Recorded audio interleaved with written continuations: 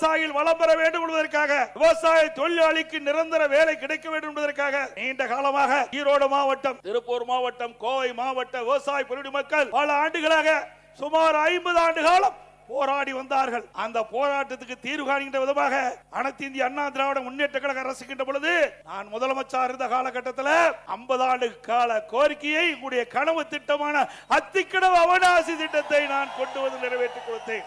இந்த கோபி சட்டமன்ற தொகுதியில் மட்டும் இந்த திட்டத்தின் மூலமாக 30% பயன்பெறுகின்றார்கள் விவசாயிகள், விவசாய தொழிலாளிகள். அற்புதமான திட்டம். சுமார் 1652 கோடி முழுக்க முழுக்க மாநில நிதியில் இருந்து இந்த திட்டத்தை செயல்படுவதற்கு அறிவிக்கப்பட்டேன். யாருடைய உதவியும் நான் கேட்கவில்லை. இப்பொழுதற்கு ஸ்டாலினை போல மத்திய அரசில் இருந்து நிதி கொடுத்தால் தான் திட்டத்தை நிறைவேற்றுவேன் என்று நான் பார்க்கவில்லை. இருக்கின்ற நிதி, மாநிலத்தில் இருக்கின்ற நிதி, விவசாயிகளுடைய பிரச்சனை, விவசாய தொழிலாளர்களுடைய பிரச்சனை, நீண்ட காலமாக போராடி வருகின்ற அந்த மக்களுக்கு தீர்வு காண்கின்ற விதமாக, அவருடைய கனவு பலிக்கின்ற விதமாக அனைத்து இந்திய அண்ணா திராவிட முன்னேற்ற கழக ஆட்சியிலே அத்திக்கடவு அவனாசி திட்டத்திற்கு நானே நேரடியாக வந்து அவனாசியில் அடிக்கல் நாட்டிலே. இதையெல்லாம் விவசாய மக்களுக்காக கொடுக்கப்பட்டது. குடிமராமத்து திட்டம் பல ஆண்டுகளாக ஏரி, குளம், குட்டை தூர்வாராமல் இருந்தது. அந்த ஏரி, குளம், குட்டைகள் எல்லாம் அதிமுக ஆட்சியில குடிமராமத்து திட்டத்தில் முழுக்க முழுக்க விவசாய பங்களிப்போடு அந்த திட்டத்தை நிறைவேற்றினோம். மழை காலத்தில் பெய்கின்ற நீர் ஒரு சொட்டு நீர் கூட வீணாகாமல் ஏரி, குளம், குட்டையில நாங்க தேக்கி வச்சோம். இது அதிமுக சாதனை. இப்படி ஒரு சாதனையாவது திமுக ஆட்சியில இந்த ஈரோடு மாவட்டத்தில் செஞ்சிருக்காங்களா?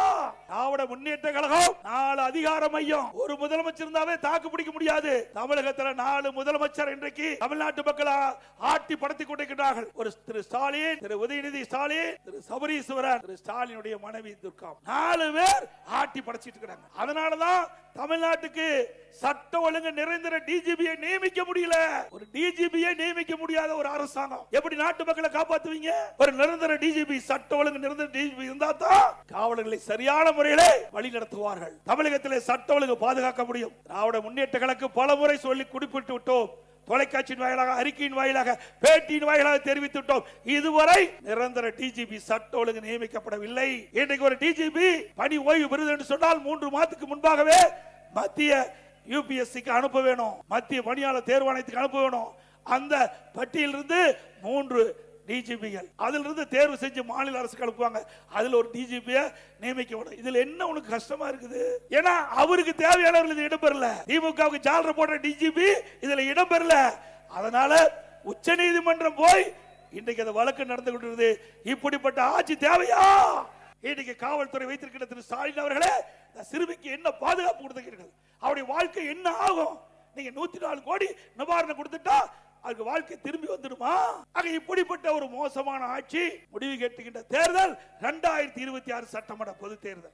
அதோட இந்த பகுதியில் இருக்கிறவங்களுக்கு நல்லா தெரியும். இன்றைக்கு கோபியில் இருக்கிற ஒருத்தர், அவரை பற்றி சில செய்தி சொல்லி ஆகணும். இதுல என்ன, இது புள்ளி உரமா நீங்கள் தெரிந்து கொள்ள வேண்டும். கோபி சட்டமன்ற தொகுதிக்கின்ற வாக்காளர் பெருமக்கள், பொதுமக்கள் தெரிந்து கொள்ள என்பதற்காக எல்இடி திரையில சில செய்திகளை நான் வெளியிடுறேன். நம்முடைய எல்இடி திரையில தயாரா இருங்க.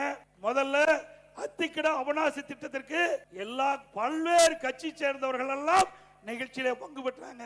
ஆனா இந்த தொகுதி எம்எல்ஏ அதுல பங்கு பெறல. அந்த காட்சியை எல்இடி திரையில பாருங்க.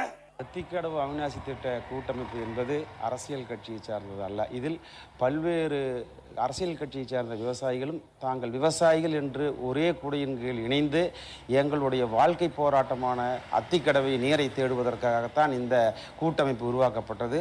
இந்த கூட்டமைப்பு இந்த நிகழ்விற்காக அனைவருக்கும் நாங்கள் அழைப்பு கொடுத்திருந்தோம். அதே மாதிரி செங்கோட்டையன் ஐயா அவர்களுக்கும் அழைப்பு கொடுத்திருந்தோம். இந்த நிகழ்வு, இந்த நோட்டீஸில் படம் போலின்னு சொல்கிற அந்த கேள்வி எல்லாமே அதை பொறுத்த அளவுக்கு நாங்கள் அரசியல் கட்சி சார்ந்தவர்கள் அல்ல. அந்த அத்திக்கடவு அவனாசி திட்ட நேற்று பொதுச்செயலாளர் கலந்து கொண்ட நிகழ்ச்சி நீங்க புறக்கணிச்சுதான் அவர் கொடுத்தார்.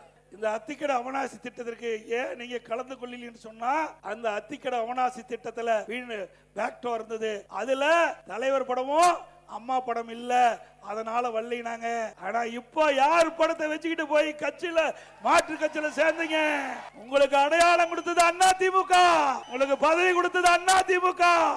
இதே கோபிச்செட்டிப்பாளையத்துல பள்ளி நிகழ்ச்சி, அந்த அரசு பள்ளி நிகழ்ச்சியில அம்மா படமும் இல்ல, தலைவர் படம் இல்ல, அதுல விலையில்லா சைக்கிள் கொடுக்கின்ற காட்சி திரையரங்களை அந்த LED திரைகளை பாருங்க. திரு கருணாநிதி படம், திரு ஸ்டாலின் படம் தான் இருக்குது. அப்பவே பிடிஎம் வேலையை ஆரம்பிச்சிட்டார். இது பாருங்க, இது சைக்கிள் கொடுக்குற அந்த குழந்தைகள் அமர்ந்திருக்கின்ற காட்சி. திரு ஸ்டாலின் படம் தான் இருக்குது. அம்மா படமும் தலைவர் படமும் எங்கே இருக்கின்றது?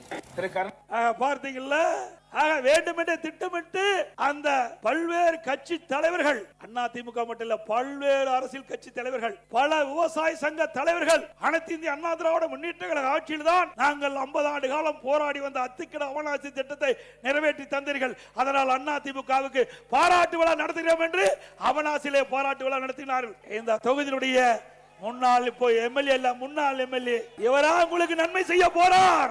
எவ்வளவு கஷ்டப்பட்டு இந்த திட்டத்தை கொண்டு வந்து நான் நிறைவேற்றினேன். எதிர்கட்சிக்காரர்கள் நம்மை மதிக்கின்றார்கள். நம்ம கட்சியிலிருந்து தேர்ந்தெடுக்கப்பட்ட ஒருவர் நம்முடைய பொதுச் செயலாளர் கலக்கின்ற அந்த கூட்டத்தில் கூட கலந்து கொள்ளவில்லை என்றால் இந்த மக்கள் மீது அக்கறை கொண்டவரா?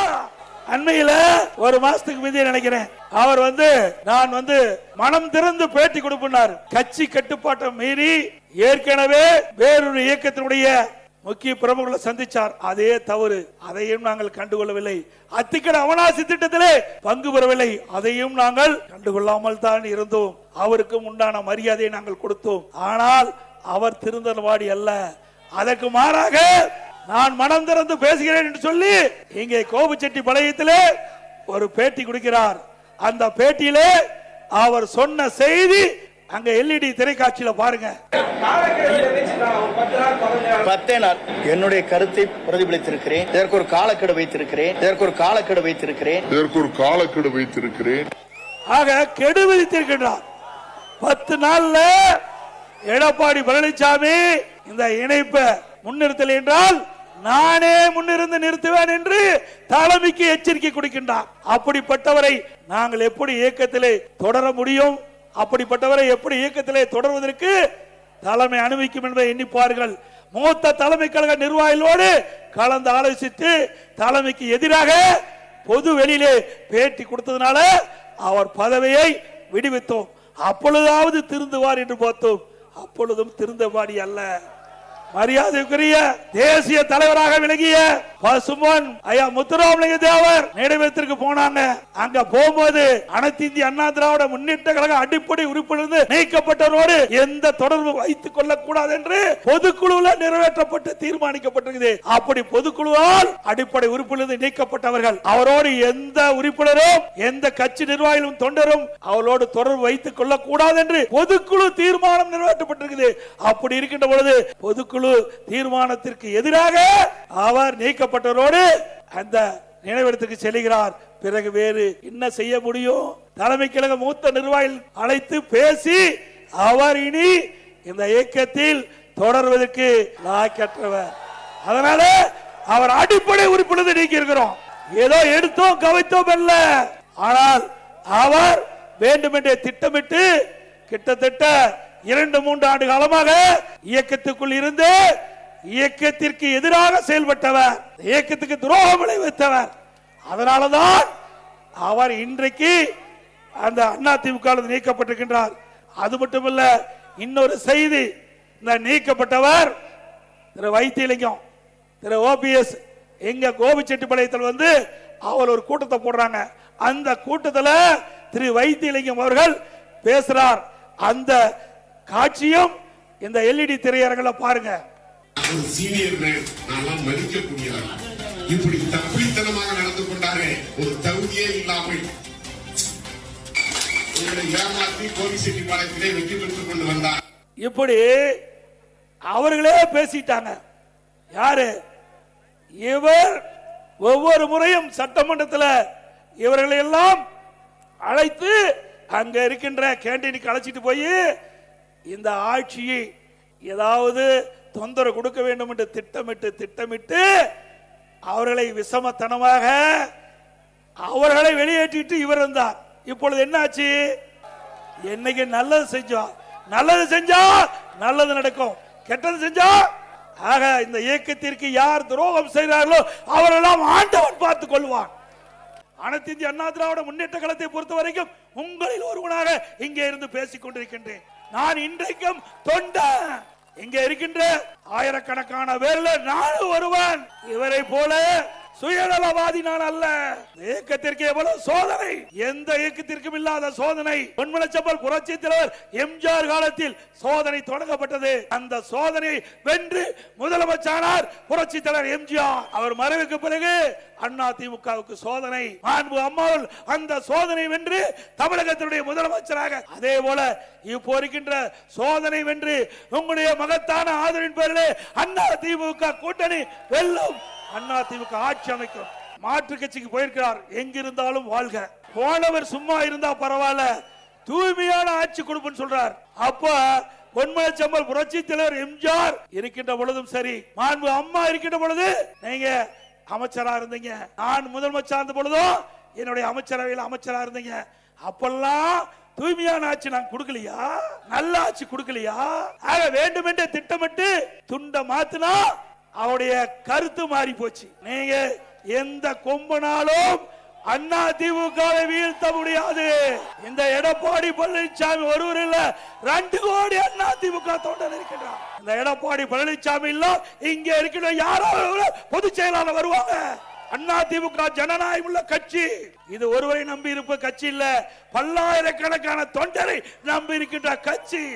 அப்ப ஆரம்பிச்சீங்க அதிமுக ஆட்சியை வீழ்த்துவதற்கு 4 ஆண்டு காலம் கடுமையான முயற்சி பண்ண முடியல. ஒரு அற்புதமான ஆட்சி 4 ஆண்டு காலத்துல கொடுத்தோமா இல்லையா? எவ்வளவு திட்டம், அத்திக்கட அவனாசி திட்டத்திலிருந்து பல திட்டங்களை கொண்டாந்தோம். இதுவரைக்கும் எந்த அரசாங்கம் கொண்டு வர முடியாத திட்டத்தை எல்லாம் கொண்டாந்தோம். ஒரே ஆண்டில் 11 அரசு மருத்துவக் கல்லூரி. ஒரு வருஷத்துல இந்திய வரலாறுல எந்த மாநிலத்திலும் ஓராண்டில் 11 அரசு மருத்துவக் கல்லூரி கொண்டு வந்து சாதனை படைக்கல. அந்த சாதனை படைத்ததும் அதிமுக அரசு. அதே போல 7 சட்டக்கல்லூரி, 5 கால்நடை மருத்துவக் கல்லூரி ஆராய்ச்சி நிலையம், மிகப்பெரிய ஆசியாவிலேயே மிகப்பெரிய கால்நடை பூங்கா, 1000 கோடி தலைவாசல் கொடுத்திருக்கிறோம். பொறியியல் கல்லூரி, வேளாண்மை கல்லூரி, ஐடி, பாலிடெக்னிக், இப்படி கலை மற்றும் அறிவியல் கல்லூரி 67 கலை மற்றும் அறிவியல் கல்லூரி கொடுத்திருக்கிறோம். 1 2 இல்ல, 67. இந்த ஆட்சியில கொடுக்க முடிஞ்சதா? நம்முடைய ஏழை எளிய குடும்பத்தில் பிறந்த மாணவ மாணவி குறைந்த கட்டணத்தில் உயர்கல்வி படிக்கக்கூடிய சூழ்நிலையை அதிமுக ஆட்சியிலே உருவாக்கி காட்டணும். இது சாதனை. இப்படி ஒரு சாதனையாவது திரு ஸ்டாலின் அரசால பேச முடியுமா? பேச முடியுங்களா? இத்தனையும் செய்துதான் உங்களை வாழ்ந்து நாங்கள் சந்திக்கிறோம். அது மட்டுமல்ல, அரசு பள்ளியில் படிக்கின்ற மாணவர்கள் சுமார் தமிழகத்தில் 41% பேர் அரசு பள்ளியில் படிக்கின்றார்கள். அந்த மாணவர்கள் பெரும்பாலும் நடுத்தர குடும்பம், ஏழை குடும்பத்தை சேர்ந்தவர்கள், விவசாயிகள், விவசாய தொழிலாளி, கூலி தொழிலாளி, இப்படிப்பட்ட குடும்பத்திலே பிறந்த மாணவ மாணவி தான் அரசு பள்ளியில் படிக்கின்றார்கள். அந்த மாணவருடைய கனவு அவர்கள் மருத்துவ கல்வி கிடைக்க வேண்டும், அவர்களும் MBBS டாக்டர் ஆக வேண்டும். அதையும் நிறைவேற்றுவதற்காக அம்மாவுடைய அரசு 7.5% உள்ளிடஒதுக்கீடை கொண்டு வந்து சட்டம் இயற்றப்பட்டு அமுல்படுத்தப்பட்டு இந்த திட்டத்தின் மூலமாக சுமார் 3000 பேர் அரசு பள்ளியிலே படித்த மாணவ செல்வங்கள் இன்றைக்கு மருத்துவ கல்வி கிடைக்கக்கூடிய சூழ்நிலை நாங்கள் உருவாக்கி தந்தோம். அது மட்டுமல்ல, இந்த அரசு பள்ளியில் படிக்கின்ற மாணவர்கள் பெரும்பாலும் ஏழை குடும்பத்தை சேர்ந்தவர்கள். மருத்துவ கல்வி கட்டண முடியாது. இந்த இடஒதுக்கீட்டிலே அவர்கள் தேர்வு செய்யப்பட்டாலும் அவர்கள் அந்த மருத்துவ கல்வி பயில முடியாத சூழ்நிலை. அது எங்களுக்கு தெரிந்தவுடன் அனைத்து இந்திய அண்ணா திராவிட முன்னேற்ற கழக அரசு இந்த திட்டத்தின் மூலமாக தேர்வு செய்யப்பட்டவர்களுக்கு முழு மருத்துவ கல்வி கட்டணம் செலுத்தும். அதையும் நிறைவேற்றி கொடுத்தோம். இதெல்லாம் அதிமுக ஆட்சியுடைய சாதனை. அதே போல டாஸ்மாக் உங்களுக்கு நல்லா தெரியும். டாஸ்மாக்ல 10 ரூபா யாரு?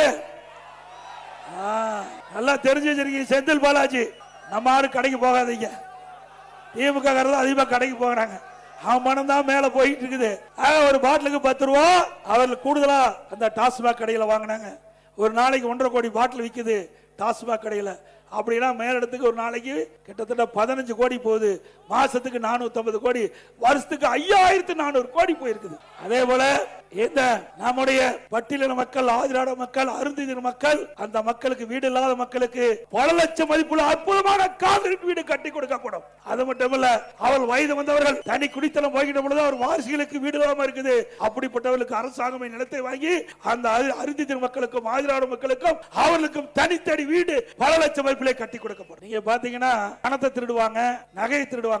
ஆனா திமுக ஆட்சியில கிட்னி திருடுறாங்க. எங்கயாச்சும் உலகத்துல இப்படி நடக்குதுங்களா?